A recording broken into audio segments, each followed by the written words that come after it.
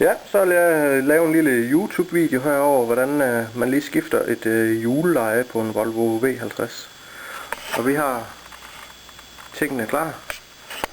Og vi har booket bilen op for en sikkerheds skyld.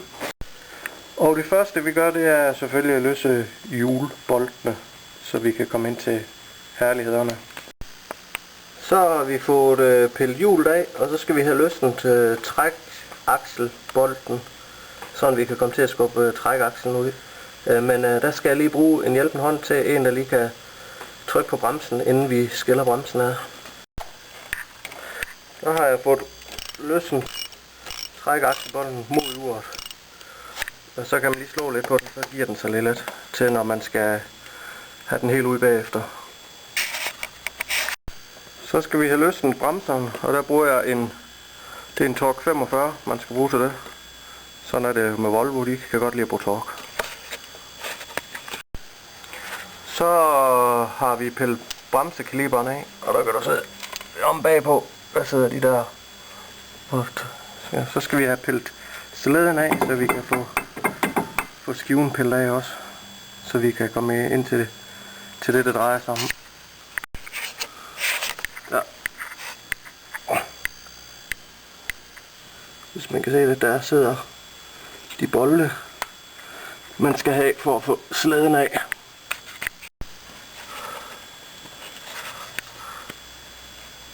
Så har vi ABS-sensoren, den sidder der, den skal vi også lige have pillet ud, inden vi tager den der af. Ja, og så bliver man nødt til at lige at løsne hernede også, for at ellers så kan man ikke få trækket akslen ud. Så bolten her løsnes. Den sad lidt godt fast, så den måtte jeg lige varme lidt for at få den af. Men det går jo nok også.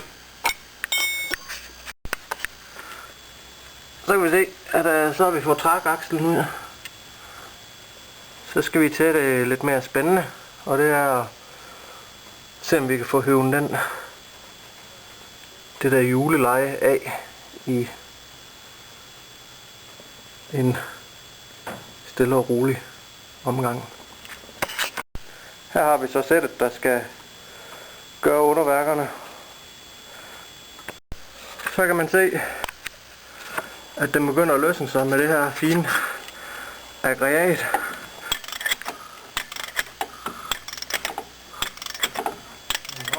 Nød og knække, men den kommer af lige så stille og roligt, så det skal nok blive godt.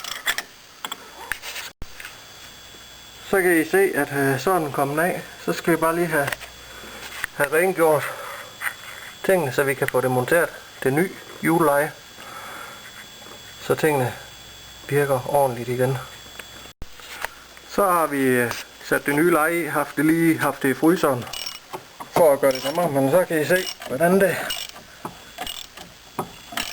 stille og roligt kommer ind på plads. Så det kan man sagtens gøre selv og spare en masse penge.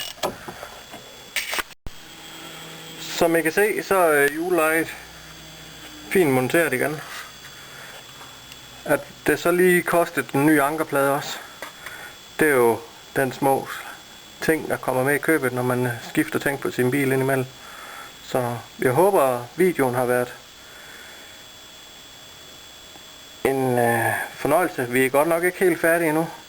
Mangler lige at montere trækakslen og de sidste par dele, men det kan man nu også sagtens finde ud af, når man har kigget videoen her. Som I kan se, så er det hele samlet igen. Ankerpladen var godt nok den forkerte, men så må vi jo have den byttet.